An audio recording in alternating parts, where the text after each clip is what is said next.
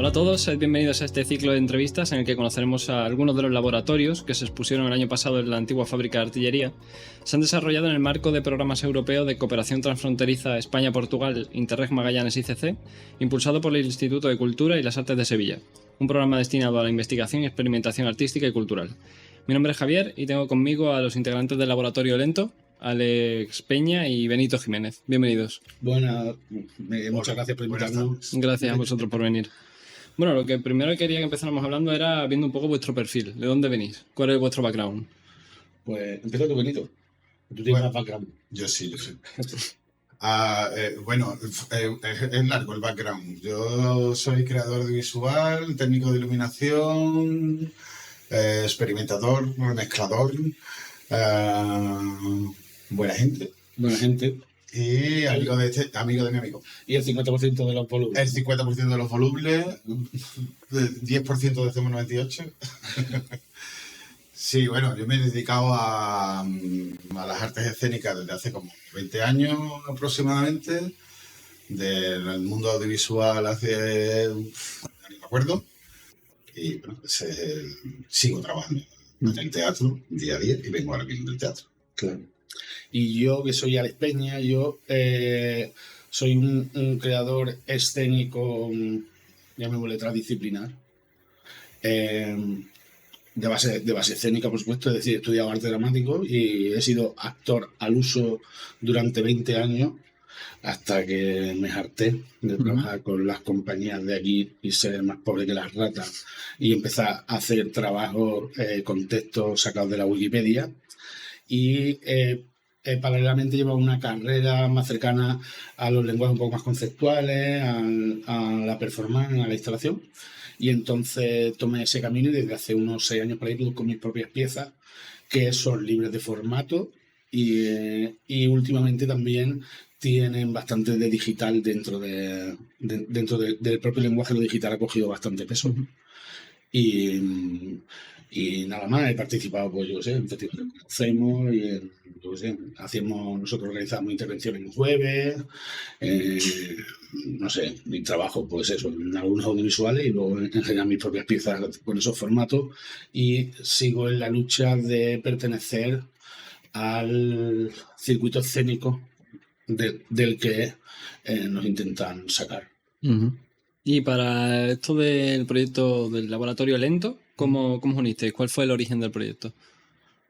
Bueno, el origen del proyecto fue quizás yo en mi caso, bueno, y Benito de toda la vida, yo en mi caso ya trabajaba lo digital antes de la pandemia, pero justo en la pandemia generamos algunos trabajos que resultaron bastante interesantes y que al terminar el encierro, yo al menos estaba, por ejemplo, como artista asociado en el Teatro de la Abadía de Madrid. Como ya he tenido bastante éxito el proyecto del teatro confinado que habíamos realizado, nos ofrecieron seguir haciendo el mismo formato y reabrir el teatro confinado después porque había tenido tanto éxito, ¿no? Y el director del Teatro de la Abadía, Carlos Aladro, también nos preguntó en esa reunión a los artistas asociados qué pedíamos para esta nueva etapa que había post-pandemia, ¿no? Y yo lo que sentía es que habíamos generado unos trabajos muy interesantes durante la pandemia, pero que no teníamos unos recursos para el trabajo transmedia, no manejábamos las herramientas, no teníamos los elementos y no habíamos investigado lo suficiente como para seguir haciendo lo mismo. ¿Por qué? Porque entonces haríamos lo mismo, ¿vale? Y necesitábamos avanzar. Y en las conversaciones con Benito, pues él también sentía lo mismo desde su punto de vista y creíamos que era un buen momento para investigar y que el proyecto Magallanes nos daba esa ocasión por el formato que tenía en cuanto a que podíamos proponer un laboratorio de investigación que no tuviera un final exhibitivo, ¿no? Es decir, nosotros lo que queríamos era investigar y fue lo que hicimos hasta los 20 minutos antes de lo que fue la presentación del proyecto, que además estuvo muy guay porque la idea era, bueno, hay que preparar el final, ¿no? Porque hay que hacer una exposición. Bueno, vamos a hacer un PowerPoint con lo que hemos investigado. ¿Los resultados de la investigación? Los resultados de lo que habíamos llegado a algún resultado, porque muchos no habíamos llegado ni siquiera a un resultado. Lo que habíamos investigado, todo ese camino era el resultado, pero no tenía no había una conclusión. Claro, no había una conclusión. La conclusión más clara que había era que no teníamos ni idea, ¿no? Por supuesto.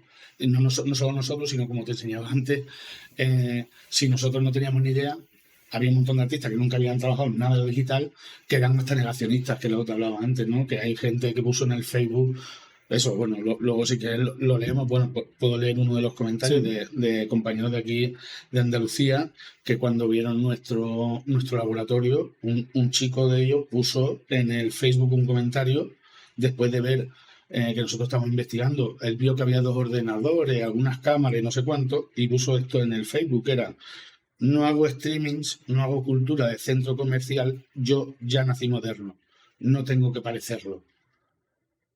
Y nos quedamos blancos, porque primero vimos que había una precariedad en el pensamiento brutal, un negacionismo bestial, y que incluso se confundía el streaming con un lenguaje, cuando el streaming no es nada más que una herramienta, ¿no?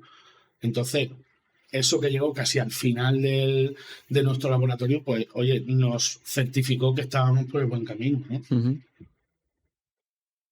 Sí, sí, bueno, también en esta cosa de cómo llegamos a esto es eso, es lo que decía Ale, o sea, nuestra investigación, nuestra idea de la posibilidad de poder investigar en todas estas reuniones o Jornadas peleas de OBS que teníamos, cada uno en nuestras casas.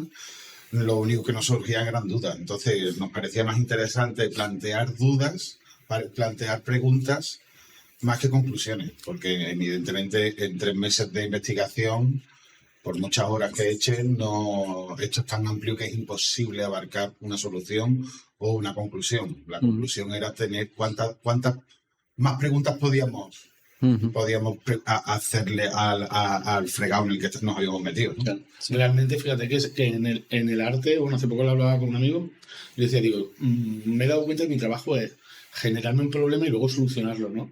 Y ese camino es el que llena el problema, ¿no? Hasta que llego a esa solución que yo le doy, ¿no? Que es un problema conceptual o es una idea.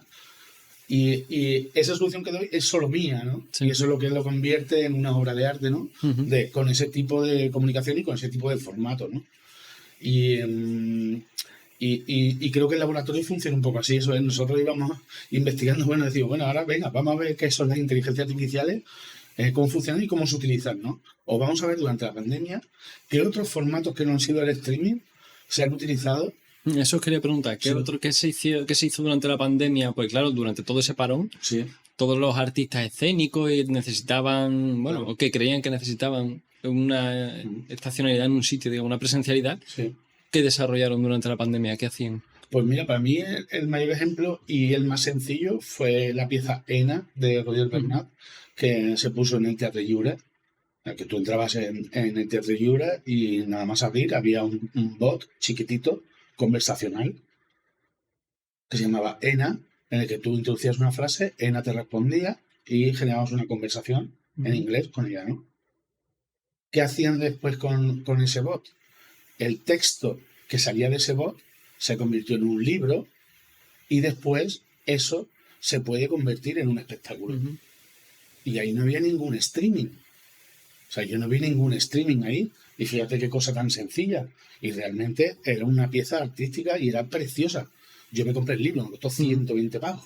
¿Sabes? Que no por nada, sino porque además el libro, una cosa que me encantó después, el libro está hecho artesanalmente. Está hecho a mano.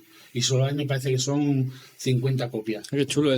Por un lado tienes al robot haciendo como de forma automática algo y luego el libro hecho artesanalmente. Claro, y además esa pieza está poniendo en cuestión la dramaturgia, está poniendo en cuestión toda la creación, está poniendo encima de la mesa las piezas que están divididas en diferentes partes exhibitivas, porque una es de edición, una es de la experiencia misma con el bot, una es la experiencia que surge después, la pieza en el espectáculo, y si además el espectáculo después lo interpreta un robot, pues ya ni te cuento. Yo tenía un sueño, que era, hackeo el bot y le robo el texto, ¿no? ¿Sabes? Entonces estás volviendo a generar, ahora con medios digitales, sigues generando performance. O sea, quiere decir que eso no tiene un final, ¿no? Para mí...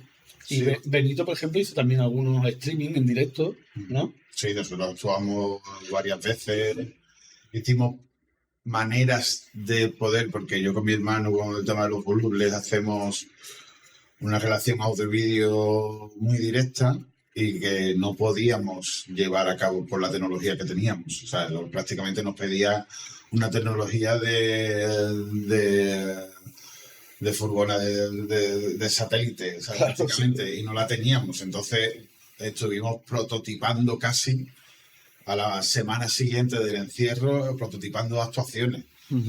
Eso nos hizo ponernos las pilas y intentar llegar poder realizar nuestros espectáculos de una manera online. También, aunque nosotros nos dediquemos a esto de esta investigación, creo que también en el mundo de la pandemia, y también podemos preguntar a cualquiera o cualquiera que esté escuchando, se puede hacer preguntas qué hizo en esos días, ¿no? Entonces, lo interesante en nuestro gremio fue gente que empezó a abrir campos para otras disciplinas. Y creo que ahí es donde es una cosa que debería haber sido una práctica, eso es una práctica de las artes escénicas, o las artes escénicas es una arte muy amplia que debería tener capacidad de sacar información o sacar inspiración de otras disciplinas o otras cosas. Y eso creo que es lo que hicimos nosotros también, y es lo que también, de alguna forma, tuvo que todos los amigos, amigas que se dedicaban a las artes escénicas empezaron a investigar en otras disciplinas o sacar información de otras disciplinas, aparte de lo que es lo transmedia o no. Ya aparte de lo que es el streaming o eso, ya no me meto, si la gente lo hizo bien o mal. Pero sí es verdad que durante este encierro en el que ya teníamos tiempo para nosotras, todas nosotras, la investigación, de alguna forma, creo que fue el nexo de unión de todo el creador, ¿no? Creo que hay gente que lo dedicó a Netflix. Sí. Y otros lo dedicaron a Netflix y a otras cosas también. Claro. Bueno, iba a preguntar, con qué empezaste? ¿Con qué herramientas o con qué...? También nosotros empezamos con herramientas que de alguna forma ya conocíamos. Ale venía de la estación espacial, de trabajar con el Zoom, grabaciones de pantalla y tal, cosas sencillas. Exacto. Yo por otra parte, a nivel técnico, a nivel de streaming, yo he hecho streaming en 1997, 98, ¿sabes? Pero no es por una ego, es que es verdad que yo pinchaba desde el Viso del Arco en un festival en Tijuana en 1998. Entonces, esa experiencia que teníamos más o menos, lo que queríamos era pues, intentar echar la pelea para estas otras dramaturgias posibles, ¿no? Entonces, esas peleas que nosotros decíamos de OBS es que eran así, esas eran nuestras peleitas que eran muy divertidas. Claro. De OBS, o investigar sobre un bot o el bot de la inteligencia artificial de la respuesta automática, ¿no? ¿Te acuerdas aquello de que el circulito este de que parece que está pensando, sí, ¿no? Cuando le preguntas a un bot, descubrimos que en realidad era para humanizar el bot. La respuesta la tenía inmediata, pero te ponía una ruedecita como que está pensando. Que estaba ¿no? pensando. Sí. Entonces, para nosotros eso era oro. No, claro que eso realmente te está dando un montón de claves para un lenguaje que puede ser propio o que es de otros, pero que tú lo estás investigando, ¿no? A mí, por ejemplo, hubo una cosa que me gustó mucho de toda la investigación, que esto ya fue prepandémico, que fue el poder que tenía, por ejemplo, el azar en la red, ¿no? Es decir, recuerdo que, por ejemplo, Estación Espacial nació de... Que sí, bueno, hice la propuesta a Alberto y a Rosa, digo, oye, tal, bueno, ¿y qué es lo que puede? O sea, ¿cómo vamos a hacer una cosa en streaming? Digo, mira, si navegamos, yo he estado navegando por dentro de la Estación Espacial Internacional y me he metido en la cabina y me he dado cuenta, si me acerco, que debajo de ese ordenador hay una bayeta azul de microfibra del Mercadona. Eso ¿qué datos nos está dando para una narrativa? Pues un puñado. Es decir, eso está uniendo a la Estación Espacial Internacional con mi casa, y con la tuya, y con la tuya, y con la de mi madre, ¿no? Entonces, realmente, si yo ahora enseño esta navegación y encima pongo un texto, quizá esté prologando una pieza que sigue ahora más para adelante.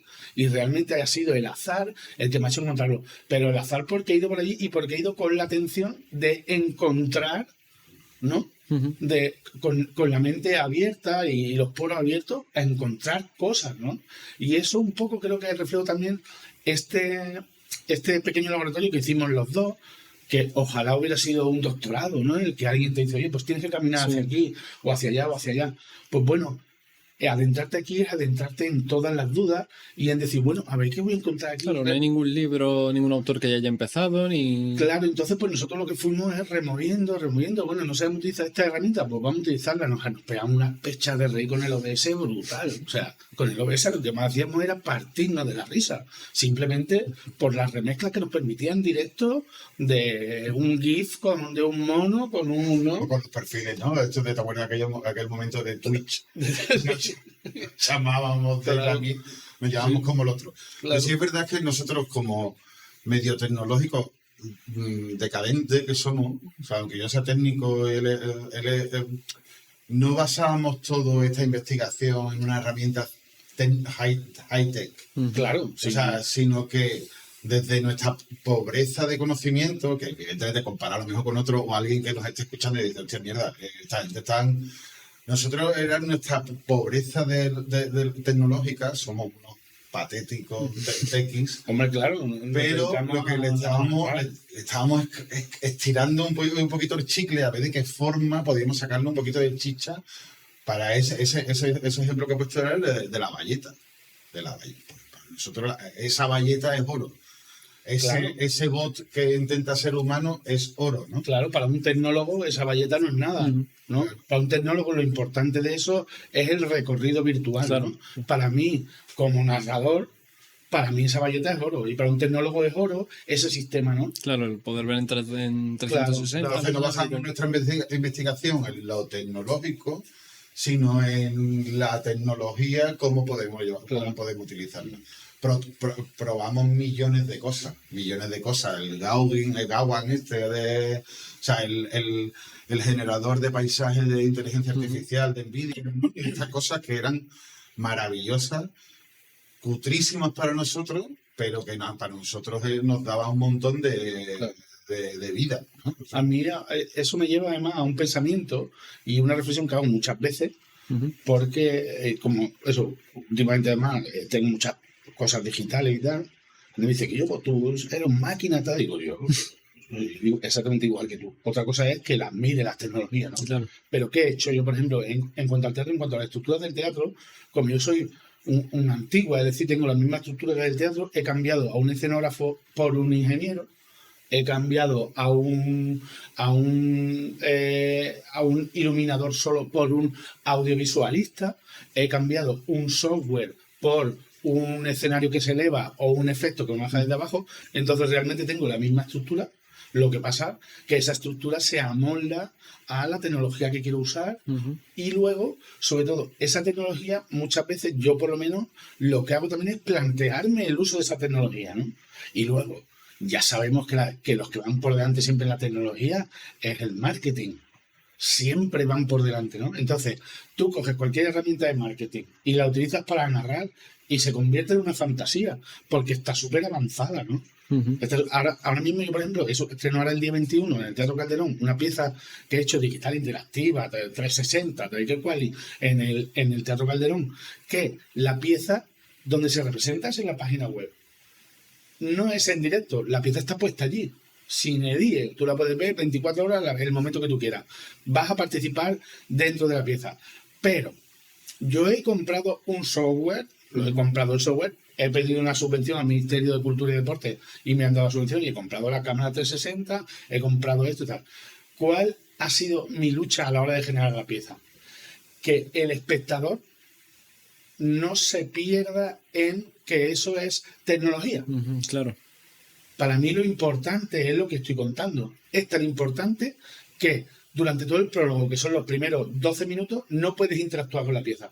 Pese a que tú has leído ante un pase de mano que dice que cuando veas este botón podrás pinchar, cuando este te igual. Pues durante los primeros 12 minutos no puedes interactuar con la pieza porque necesito que escuches el prólogo. Para que no te disperses, básicamente. Claro, para que entiendas que lo que estamos haciendo es contar una historia. Claro. ¿Sabes? Que estamos narrando. No te estamos enseñando un jueguecito. Claro.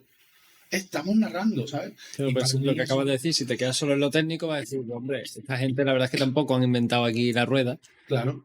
Pero entonces tienes que incidir que lo importante es el mensaje, ¿no? Claro, y entonces, como son nuevos formatos a veces para el espectador, como decíamos aquí en nuestro proyecto, al final en nuestro PDF poníamos, ¿qué queremos? Pues también queremos hackear la butaca, ¿no? Hackear la butaca significa generar una experiencia diferente a estar sentado nada más y ser un receptor, un mero receptor, sino que el espectador pueda tomar decisiones o pueda interactuar o no, o lo que sea. Y sobre todo, para mí, justo poniéndome en contra de este mensaje que hemos leído ante negacionistas, si no lo comparten no pasa nada. Con que seamos todos libres de hacer cada uno lo que nos dé la gana, creo que es suficiente. Pero ¿no? intentar cortarle las alas al arte, ¿no? A la expresión. Claro. Un poco extraño, cuanto menos, ¿no? Sí. Y tú, cuando estabas leyendo el portfolio aquel que presentasteis para el ICAS y tal, hablabais de un concepto que me interesó mucho, que era la soledad del nuevo espectador digital. Sí. ¿Quién es este espectador? ¿Por qué Ese ¿Y por qué? la butaca que estábamos hablando. ¿Y por qué está solo? ¿Por qué esa palabra, la soledad? Porque claro, nosotros por el contexto de la pandemia. Claro, por el contexto de la pandemia y por el contexto de muchas de las piezas digitales que se hacen. Es decir, si tú ahora te pones unas gafas 360 con unos cascos, solo, no estás escuchando las risas. No, tú vas al teatro, por ejemplo, y hay una comedia y estás escuchando las risas del resto y estás compartiendo, ¿no? Si estás viendo una pieza de arte escénica desde tu casa, en tu estudio, viendo por el ordenador, estás solo en la butaca, ¿no? ¿Y si eso? estás, ¿no? Sí. ¿Y eso vosotros como creadores, cómo lo enfocáis a ese nuevo espectador? ¿O qué No lo cosa? enfocamos. Claro, O sea, lo damos como una nueva forma de ver este espectáculo, esta pieza. Otra posibilidad. Lo hemos hecho. Tú no vas al cine en chancla, o sea, Claro. no vas al cine con la bata, ¿no? con la bata Claro. o tirado en el sofá, ¿verdad? Claro. Pues eso, o sea, es que quiero decir que el teatro sigue unos patrones y unos cánones muy antiguos. Entonces, estamos en otras, somos consumidores de otras artes que están mucho más avanzadas y el teatro sigue existiendo en la actualidad con unos cánones podríamos decir a lo mejor de hace varios siglos. Sí, claro. Entonces, de alguna forma, esa soledad es una nueva forma de plantearse la actividad escénica. Entonces ahí es donde nosotros queríamos investigar, que no era ninguna conclusión. No, eso es abrir esa duda, ¿no? Es como, ok, un planteamiento. Un nuevo planteamiento es que como espectador solitario en el que no tienes el feedback, no tienes esa inercia de la o de esa energía que se produce en un teatro, de que alguien que está al lado tuya está emocionado y tú ¿cómo afrontas esa experiencia escénica ante esa soledad? Claro. Y luego, fíjate que eso no ocurre solo con la arte escénica, es decir, si tú ves un concierto de Beyoncé en streaming, ¿no? Lo estás viendo tú solo, ¿no? Y incluso ha habido un montón de herramientas que se han intentado utilizar y unas que fracasan y otras que son exitosas, que son las de generarte un avatar, ¿no? Y poder compartir y realmente estás solo en tu casa, ¿no? Es decir, yo no siento esa necesidad, yo en concreto, no siento esa necesidad de que tengamos que simular la realidad, ¿no? Yo no la siento, ¿no? Incluso a mí todas esas... todo lo que se considera muchas veces una incapacidad, que es la de estar junto con otra persona, para mí no es una incapacidad, es un recurso, incluso para la narrativa, ¿no? Llevo unos días pensando que en la pieza esta que sacó ahora para el Calderón,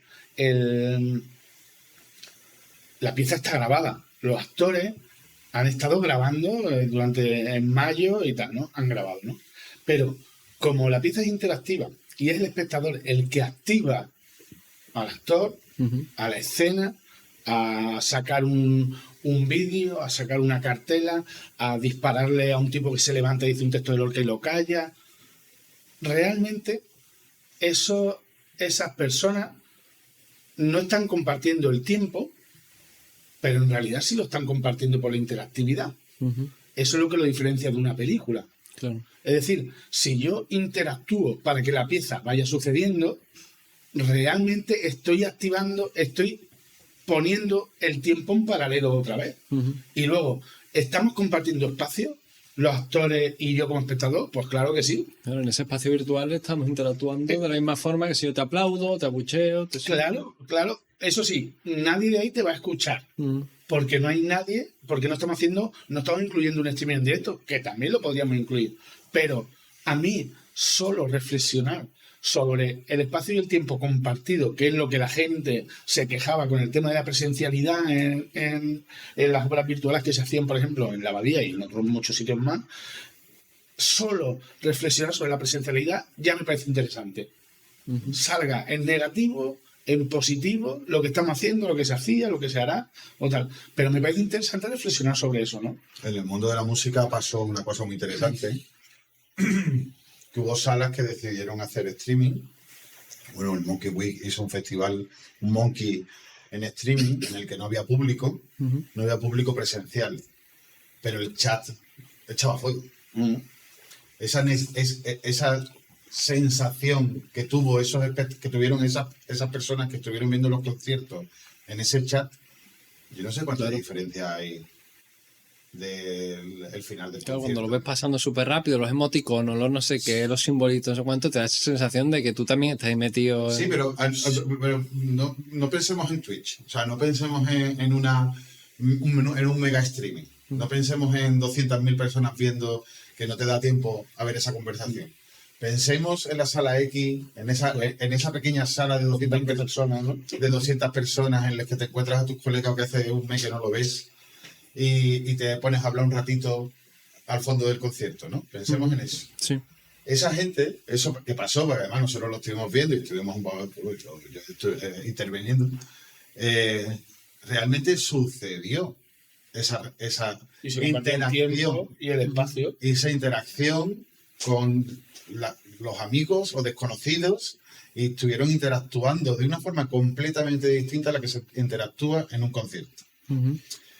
Y ahí, eso, para mí eso fue bastante interesante, porque evidentemente Beyoncé o quien sea, o tú ves el concierto de Nick Cave, Sí. que pagas 90 pavos por ver el concierto de Nick Cave en Berlín, ese chat, no sé si hubo chat en ese día, me lo voy a pagar. No, pero si hay avatares exactamente Bueno, igual también. no me acuerdo ahora mismo cómo se llama la página esta donde nos hicimos el perfil para que la gente de Prisma. Sí. No, nosotros nos dedicamos mucho, o sea, aunque viésemos el Jure, también veíamos lo que pasaba a nivel local. Claro, y nos parecía interesante ver los ejemplos de lo que estaba pasando a nivel local. Lo que pasaba en Monkey Week, lo que pasaba en Prisma, ¿no? En la sala Prisma, que hicieron unos, o sea, Hasbro, no sé qué, cómo eran, que eran sesiones en las que a través de un perfil, de una plataforma de juego como los Sims prácticamente, me acuerdo, o sea, la aplicación, bueno, interactuabas con los presentes. con la gente que estaba viendo esa sesión. Ujú. Entonces, la verdad es que le sacamos muchas chichas, o sea, le sacamos no chichas, sino que nos dio que pensar Bueno, esa soledad del espectador. Ujú. Claro. Que iba. Yo me di cuenta, por ejemplo, siempre pongo un ejemplo, durante la pandemia, durante el encierro, cuando se empezaban a hacer estos espectáculos por el Zoom, ¿no? Que la gente estaba totalmente en contra, ¿no? Que después ya la gente viendo que se podía emocionar viendo un espectáculo tal, y que había gente que lo agradecía, y que las críticas decían que si no era teatro que bienvenido sea, y que todo eso, veía un montón de gente que claro, que estaban fuera de lo digital totalmente, que no lo asumían, pero decían, vale, venga, vamos a hacer digital, ¿no? Y claro, los de la música están súper avanzados, y en el teatro estábamos en la antípoda. Y había gente que intentaba hacer el mismo espectáculo que hacía antes en escena, pero delante de una cámara. Ya. Entonces, Yo pongo unos ejemplos en los talleres que doy sobre cosas transmedia, que es, digo, bueno, si tú antes salías al escenario, salía Romeo con una foto de Julieta y la partía en mitad del escenario, me cago en Julieta, y partía la foto. Si tú quieres trasladar esa pieza a un zoom, ¿qué haces? ¿Coges la foto y la partes delante de la cámara? ¿O tienes la foto en el escritorio de tu ordenador? Comparte el escritorio de tu ordenador y dices, me cago en Julieta, y arrastras la foto a la papelera y el sonido de la papelera te genera un... y encima dice el texto. Entonces estás trasladando realmente la situación al escenario que tienes. Lo que no puede ser es que la cámara sea el sustituto de la presencialidad, sino el sistema no es una cámara, no es un sistema audiovisual, es un sistema de comunicación mucho más complejo, ¿sabes? Que lo que hace es que hasta tu pantalla se comporte como parte de ti, tu escritorio sea tu vestuario, ¿no? Claro, ¿sabes? sí. Entonces, en el teatro es donde peor, entiendo, donde peor lo llevábamos, ¿sabes? Los del teatro eran los que peor lo llevábamos, la verdad. Porque tú hablas con alguien de la música y entiendes lo que es una visualización de datos, con alguien de la antropología, con alguien de... Y en el teatro, una visualización de datos... Es una magia negra. ¿Esto qué es, no? Y luego, otra cosa que es poner en solfa la presencialidad, el hackear la butaca, todo esto, el lenguaje, cuál es el escenario, que es un nuevo escenario. Yo lo veo en muchas convocatorias de artes escénicas que se le llama investigación solo cuando es algo corporal. Nuevo teatro de investigación. Y teatro de investigación significa teatro que venga desde lo corporal y que tenga una cierta performatividad. Digo, joder, no sé. Yo no lo veo eso ¿no? Tú ves una convocatoria de investigación de música y no es que, no se toca el cello, pero se toca música electrónica, entonces de investigación, pues no. Perdonen, esto no es investigación. Puede serlo o puede no serlo, pero no podemos estar todavía en esa base. Y en el teatro yo lo he sentido así mucho tiempo y lo sigo sintiendo, vaya, ni te cuento, vamos. Ni te cuento. Yo ahí, antes justo de la pandemia, justo el 5 de marzo estrené una pieza que lo que hacía era reflexionar sobre la representación, un momento de representación en un teatro concreto, con unos sensores, con datos que cogíamos de cuánto público había pagado, cuántos invitados había, cuántos intérpretes había en escena, cuánto equipo había afuera, cuánto equipo llevábamos nosotros, un pulsómetro que llevaba el público, y de ahí generábamos una visualización de datos que se veía en internet, sin ser espectador de la pieza que estás viendo en el escenario. Estás viendo en internet una visualización de datos de eso. Y el director de la Abadía me preguntó, pero bueno, vale, hacemos esto, pero ¿qué es una visualización de datos? Digo, que yo, un ecualizador de tu minicadena. Hostia, digo, pues claro, eso te da los graves, los volúmenes, ¿no? Claro. Pues ya está. Ahora, eso lo trasladamos a algo artístico que puede ser más abstracto, más figurativo, más como tú quieras. Pero estamos haciendo una visualización de datos. Y si ahora a eso le metemos una narrativa interesante, que yo la narrativa que quería meter era esa, pero tú puedes meter cualquier otra narrativa dentro de una visualización de datos. Estamos dentro del mundo de teatro si esa narrativa la hago sobre los elementos que están sobre la escena, sobre los elementos que están en torno a la escena. ¿Estoy haciendo teatro? Claro que estoy haciendo teatro. Estoy dentro de esa goma, ¿no? Que debería ser elástica del mundo del arte escénica, ¿no? Y entonces entiendo por lo que estáis diciendo que en lo que vienen siendo las etapas de la educación, en la formación de las artes escénicas y tal, ni de broma se toca nada cercano a medios digitales, ni... En la reglada, no, la formación reglada. No, yo nunca la he tocado, la formación reglada. Vamos, ni yo tampoco, porque además soy más mayor ya, no soy muy mayor y antes se daba el grima, que todavía se da. O sea, yo por ejemplo en el tuit le puse a mí, digo que me hubieran quitado el grima, por favor, y me hubieran dado narrativa digital, por Dios. Tendrán que aparecer como muchos perfiles nuevos, ¿no? Dentro de las artes escénicas y tal, bueno, todo el que controla pues esa forma de narrar, lo que has dicho tú, ¿no? El vestuario, el escritorio de tu ordenador es tu nuevo vestuario. Bueno, pues tendrá que acabar apareciendo alguien por ahí que se especialice en ese tema y que sepa trasladar cómo es el vestuario en esta nueva... Ahora mismo, como decía Alex antes, la investigación y realmente la gente que está haciendo algo interesante en las artes escénicas lo está haciendo a puro marketing. O sea, quiero decir, hay compañías interesantes que su propuesta más interdisciplinar es en la promoción. Ya. Es donde realmente se están contando los espectáculos de una forma distinta, ¿no? A través de stories. Eso es verdad, sí. ¿Sabes? Pero está enfocado solo y exclusivamente en la promoción para vender entradas. Ya. Entonces, ese esfuerzo de esas nuevas generaciones que controlan, pues yo trabajo afortunadamente, aunque sea una vieja, pero trabajo con gente joven. Entonces, ves perfectamente que hay compañías jóvenes que tienen eso súper asumido. Y lo tienen y te venden entradas sin querer. Entonces, en vez de pasar ese esfuerzo a la escena, como a la narrativa, solo piensan exclusivamente, siguen estando en ese formato Más antiguo, pero más en antigua, en la promoción. pero en la promoción Entonces, es como donde están reclamo y ya punteros. está, ¿no? O reclamo o incluso como distintas capas de contenido, que me parece interesante, ¿no? Cómo contar o cómo promover un espectáculo sin contarlo del todo, ¿no? Sin contarlo del todo, dándole otra capa de información, pero dejándose al final la chicha gorda se la están dejando para la escena. Entonces creo que el futuro es esperanzador, pero realmente los que hay que dejar sitio, tienen que dejar sitio son los cárcanos, incluyendo a nosotros, ¿no?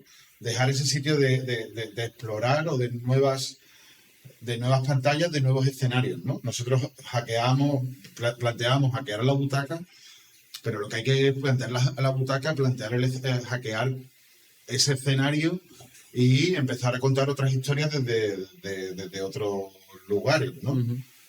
Siempre trabajando esa cosa de la escena, pero creo que ahí es donde están los esfuerzos de las nuevas generaciones, es en vender entradas. Entonces, de alguna forma habrá que dejarles sitio para que decirles que los escenarios, hay otros escenarios que no tienen solo por qué ser la venta de entradas. No, claro, sino que eso que están haciendo tiene un valor como para ser las propias piezas. Exacto. Directamente, ¿no? O que ahí hay un campo abierto. No obstante, finalmente todo acaba, por lo menos en el caso de la escena, acaba en la narrativa. Acaba ahí, o sea, acaba ahí. Si está utilizada para el marketing, pues está utilizada para el marketing. No, es negativo. Si está utilizada después para lo que es la propia pieza, pues para la propia pieza. Pero para mí lo más importante es qué cuento, cómo lo cuento, a quién se lo cuento y los mismos elementos que ha habido durante toda la vida, porque ahora, claro, ¿cómo vamos a renegar de nuestra propia manera de comunicarnos? Es decir, que las remezclas que hacen los volúmenes son las remezclas, la misma palabra lo dice, está remezclando cosas que ya existen, ¿no? Y lo están resignificando. Entonces, lo mismo pasa con la tecnología, lo mismo pasa con las nuevas experiencias como espectador. Estamos resignificando nuestro sentido cuando nos ponemos unos cascos y hacemos un drama walker, ¿no? Eso no es nada más que unos cascos por los que estamos escuchando todos exactamente lo mismo, pero tenemos la posibilidad de que se escuche un micro de un tipo que está hablando que viene delante. Pues ¿qué es lo que estamos haciendo? Poniendo unos cascos y escuchando un audio en directo, pero como ahora la nueva tecnología nos permite pasear a todos por el mismo sitio, sin cable, con un tipo que nos está hablando aquí y estamos viendo todo lo mismo, realmente estamos utilizando una tecnología para comunicarnos lo mismo que de toda la vida, pero como ahora tenemos esta posibilidad, claro, pues la usamos. Pero nos están contando una historia, generando unas sensaciones y generando un diálogo con el espectador y el creador, entre el espectador y el creador, el resto de espectadores y el contexto, ¿no?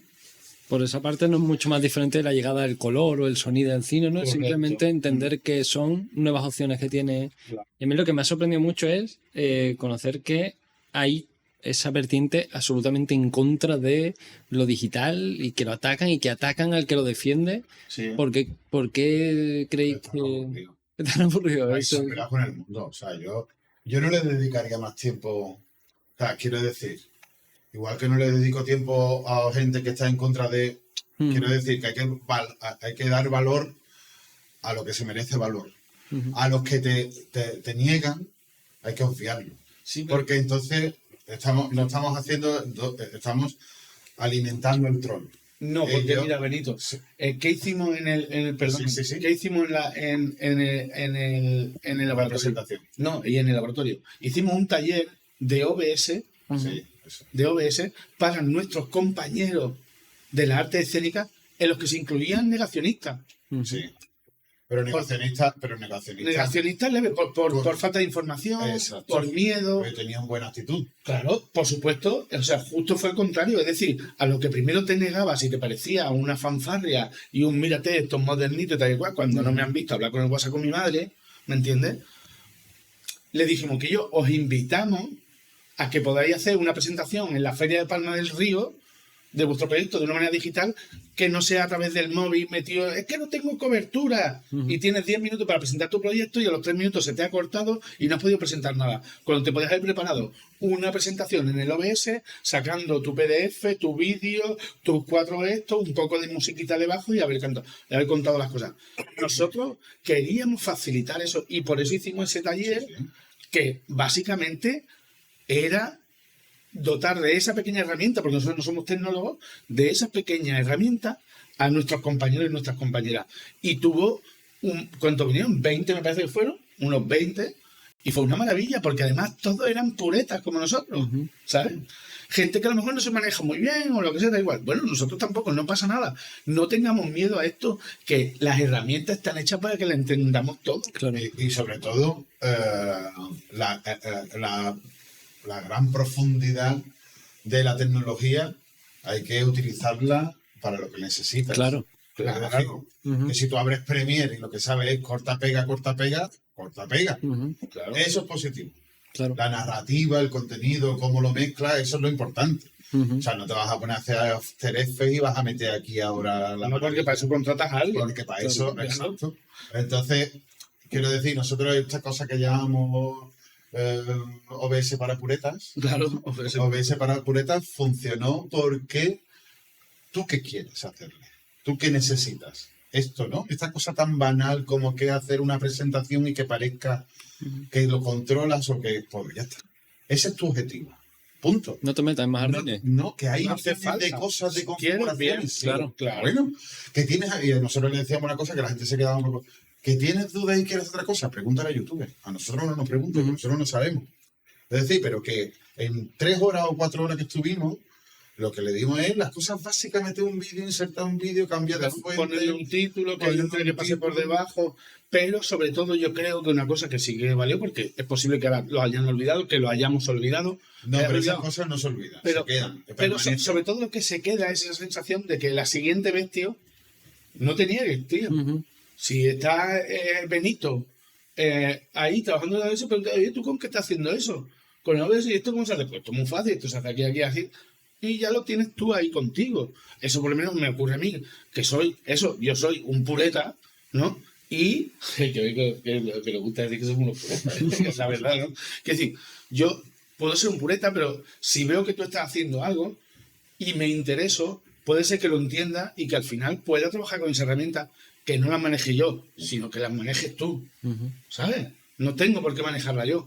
Que a lo mejor puedo llegar a manejarla así, pero entonces estaré olvidando la parte de la narrativa que es lo que me gusta a mí, ¿sabes? Pero sí puedo entender esto, lo mismo. Si tú tienes cerca una impresora 3D, yo no tengo por qué aprender a imprimir 3D. Lo que sí que me es interesante es verte y qué significa imprimir 3D. Pero a lo mejor para ti imprimir 3D es la pieza acabada, pero a mí a lo mejor solo la impresión, como la del el Manuel Prado, fue el primero que vi grabar cómo se imprimía una pieza.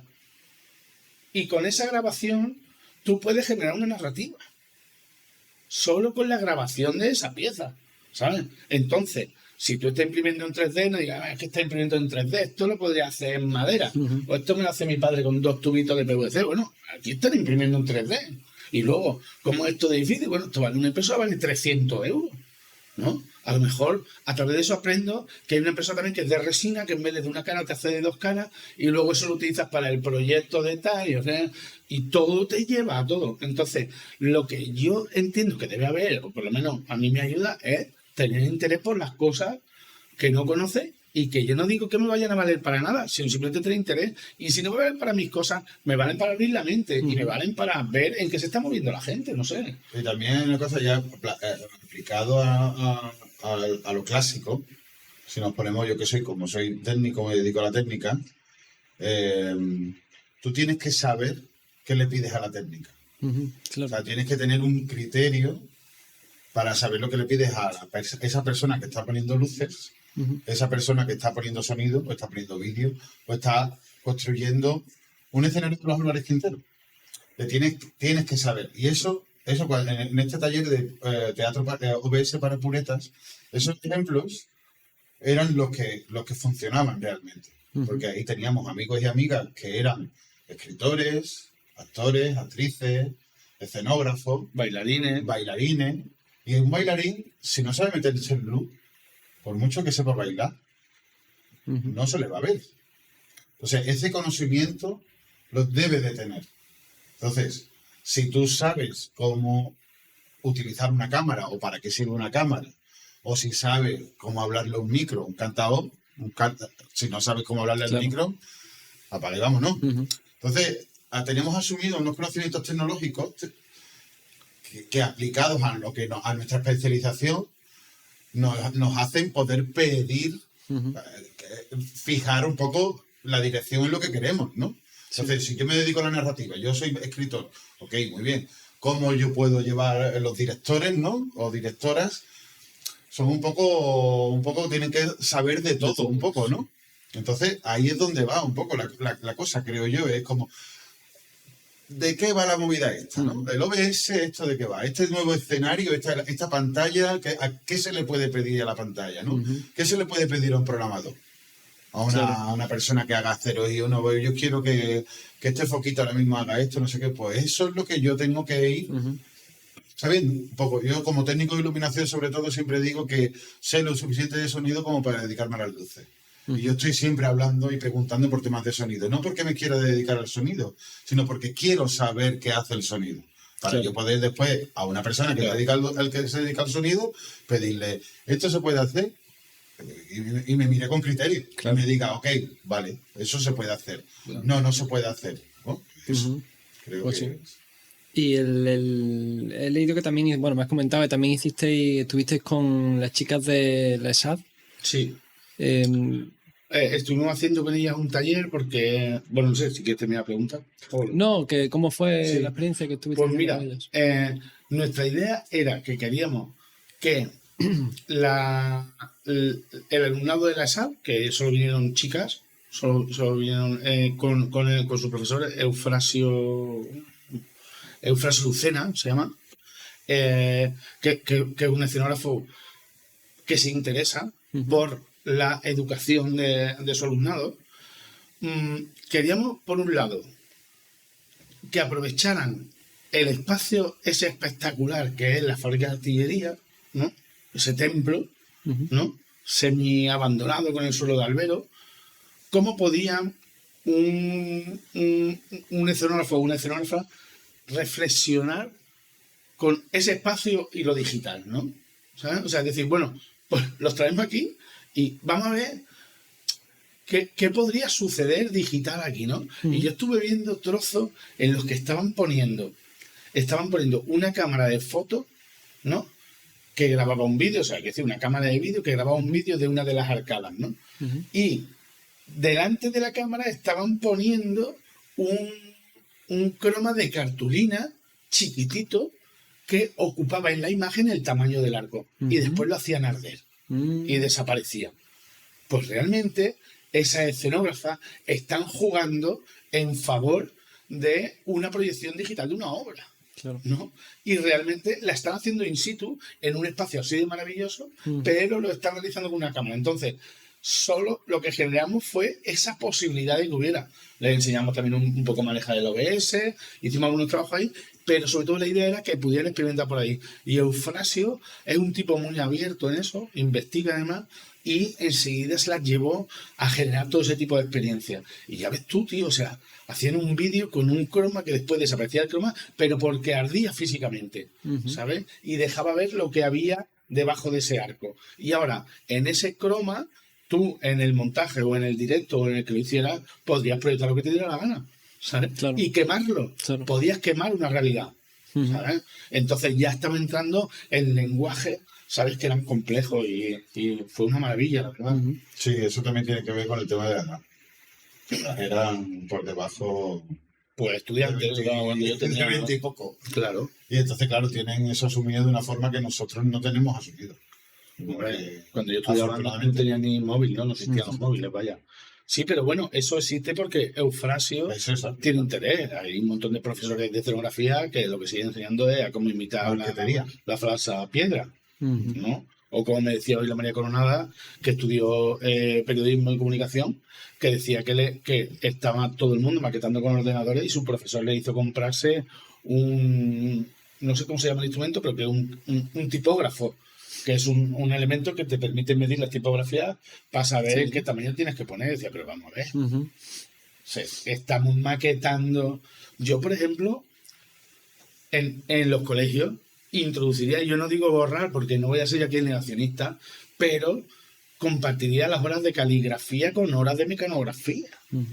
Porque dime qué cantidad escribes tú a mano y cuánto a máquina. En papel y cuánto con teclado. Yo escribo rápido con un dedo, pero con un dedo, porque nunca he tenido eso a favor, ¿no? Pero ya me gustaría a mí escribir con los 5 dedos, ¿no? Y que eso de lo hubiera aprendido igual que he aprendido a escribir, caligrafía, ¿no? ¿Sabes? Sería lo normal, pero ¿cuántos de los profesores puretas? Claro, están dispuestos primero a aprenderlo ellos. Ahí está. Si yo fuera profesor diría, ya, coger el lapicito y hay que coger bien el lapicito. Pues coño, hay que coger bien el lapicito y hay que también hay que colocar bien las manos encima del teclado y hay que saber que hay un tabulador y que hay un espaciador y todas estas cosas, porque realmente estamos escribiendo ahí. Si no, en el colegio estaríamos todavía viendo cómo se talla no en una piedra para poder escribir. Eso ya lo saltamos. Ya saltamos eso, ¿por qué? Porque apareció el lápiz, el boli, todo lo que fuera, ¿no? Fino y largo, ¿no? Sí, nosotros como padres también apostamos por la eliminación absoluta de la flauta. Eso sí, por supuesto, la flauta. Arriba el ukelele. Arriba el ukelele, los pads, ¿no? Un montón de cosas más, que además son sencillas, que además no tiran saliva, ¿no? Fíjate tú que después, o sea, cuando volvieron los niños a los colegios, se estableció el ukelele, porque claro, en la flauta había que quitarse la mascarilla, había que soplar. Sí. Y claro, y un montón de profesores de música que además aprendieron a tocar el ukelele en la pandemia, pues se vendieron un ukelele claro, dijeron, encantados, ¿no? Claro, porque además dijeron, mira, esto es un instrumento fácil, como la flauta. Barato, no te tienes que comprar muy barato, y además tiene una cosa buenísima, que es que mientras lo tocas puedes cantar. Con la flauta no. Si tú quieres tocar el himno de Andalucía, porque después tú puedes venirte a los retrodos, ¿no? Te pones el ukelele, pero toca el himno de Andalucía, ¿no? Pero bueno, es que además lo podemos cantar con el ukelele. Y eso hizo que se estableciera el ukelele en un montón de colegios. Y a mí me parece una maravilla. ¿Qué ha pasado? Terminó la pandemia y se volvió la flauta. A tomar viento. Otra vez la flauta. ¿Conoces algún amigo tuyo que toque la flauta todavía desde lo del colegio? La verdad es que no. Uno la travesera, pero... Pero porque entró ya... Claro, entró en... Sí, yo ojalá hubiera aprendido a tocar el ukelele. Yo desde el colegio no he tocado una flauta. O un pater, algo, o hacer una remezcla, cualquier cosa. Pero solo el cambio al ukelele ya fue una maravilla. Y fue porque nos obligó la pandemia. Porque se echaba saliva. Porque había que quitarse las mascarillas, tío. ¿Sabes? Con el ukelele. Y como es fácil, como la flauta. No, pues ya está. La pandemia lo que hizo a lo mejor fue un poco como acelerar algunos procesos, ¿no? Algunos cambios, forzarlos. Claro. Nosotros en el proyecto decíamos eso como principio. O sea, nosotros ya estábamos investigando, particularmente estábamos investigando en eso. La ley lleva haciendo prototipos de aplicaciones locas y... O sea, el lenguaje, aunque que no se entere él, Ale asumió todo esto porque ya estaba prototipando ese tipo de cosas. Ya estaba en ese lenguaje. Entonces, claro, cuando vino el bicho, este ya estaba. ¿Sabes? Ya estábamos ahí. Pero solo conceptualmente. Sí.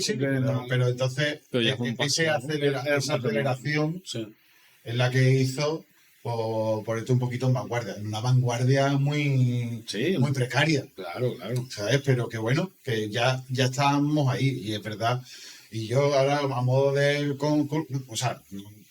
conclusión o autoevaluación de lo que ha pasado, es verdad que igual que el ejemplo del ukelele y la flauta, quizás no se han asumido no se han asumido eso que se adelantó en pandemia, no se ha asumido. Sí, claro. Ahora ha vuelto otra vez como de, pero, oye, que ya volvemos a estar... Ha habido un colador, como un efecto filtro, como en lo del trabajo, ¿no? Lo del trabajo presencial o el trabajo desde tu casa, no presencial. Ha habido un filtro y se ha quedado una parte y la otra parte ha vuelto a caer, ¿sabes? Otra vez al cazo, ¿no? Y con esto ha pasado lo mismo. O sea, hay cosas que se quedan y cosas que no se quedan. Eso sí, yo entiendo que ahora, por ejemplo, para mí es más fácil que alguien pueda valorar mi trabajo que antes de la pandemia. Mucho más sencillo. Esos pequeños pasos se han dado. Esos pequeños pasos se han dado. Y luego también ha habido una cosa muy interesante, que es que han venido un montón de fondos de la Comunidad Europea y esos fondos hay que gastarlos. Y yo hablo de mí, pero habrá muchos más compañeros, los hay, que nos han llamado desde alguna administración a decirnos, oye, hay aquí estos fondos para la arte escénica y las narrativas digitales y no sabemos quién carajo se dedica a esto. Claro. ¿Por qué? Porque antes nunca nos han hecho cuenta, ¿no? Y yo no me dedico a las artes escénicas digitales, yo me dedico a las artes escénicas y en algunas piezas lo digital toma mucha presencia, pero yo me dedico a las artes escénicas. Sí, cuando algunas de esas piezas eran digitales, no has querido echarle cuenta. ¿Por qué? Por pereza. Porque para asumir algo necesitas un poco de interés y ese interés requiere un poco de trabajo y de esfuerzo. Ahora te lo están exigiendo tu jefe. Y a mí me decían, bueno, ¿y qué es lo que hacéis? ¿No? Y como éramos 5, hemos empezado a hablar, a soltar los proyectos y han dicho, vamos a hablar, vaya a venir de uno en uno. Y nos lo vais a explicar. Porque no somos capaces de entenderlo en grupo. ¿Sabes? Sí. Ya han pasado 2 años, yo no sé cuánto ha pasado desde eso, y ahora es mucho más sencillo ese tema. Sin embargo, para mí hay una cosa a la que todavía, ¿sabes? Me cuesta asumir, que es que la gente sigue siendo perezosa, me incluyo a mí y a cualquiera de mis amigos y a ti a lo mejor, a quien sea, somos perezosos a la hora de intentar disfrutar de algo que no entendemos a primera, ¿no? Que no entendemos, al primer sopetón no sabemos lo que es. Entonces nos tenemos que acercar a leer la cartela. Yeah. ¿Sabes? Entonces, yo antes, por ejemplo, era un negacionista de tener que poner la cartela, decir, yo pongo esto aquí si quiero acercarte bien y si no, nada. Y ahora soy pro cartela. Es decir, si tú no te atreves a acercarte aquí, yo te voy a ayudar a que te acerques. Te voy a poner una cartela. Y si con la cartela, solo con las 4 líneas que tiene la cartela, no es capaz de entender, te voy a poner un QR donde te amplíe esa información. ¿Para qué? Para que cuando te acerques a la pieza, te sea más fácil disfrutarla. Pero ese pasito adelante hacia la cartela lo tienes que dar tú. Y eso ha pasado de toda la vida también. Con el arte, si hablamos de artes plásticas, pues cuánta gente no entra en un museo, ve un cuadro blanco con una mancha negra y pasa por delante. ¿No? Sí. Es decir, si tienes algo de interés y no tienes ni idea, pues leerás la cartela. Y habrás leído antes el pase que hay en la puerta donde te dice que vamos a ver arte de este tipo y este arte viene de aquí y este lenguaje viene de allá y este artista mezcla esto con lo otro. Y entonces a lo mejor en esa pintura vas a poder disfrutar aunque sea un 3%. Y cuando llegue a casa y te metas en internet y veas un poco más de información, a lo mejor en la siguiente exposición ya entiende un 10 o un 15 o un 25. Y a lo mejor al final acaba haciéndolo tú, ¿no?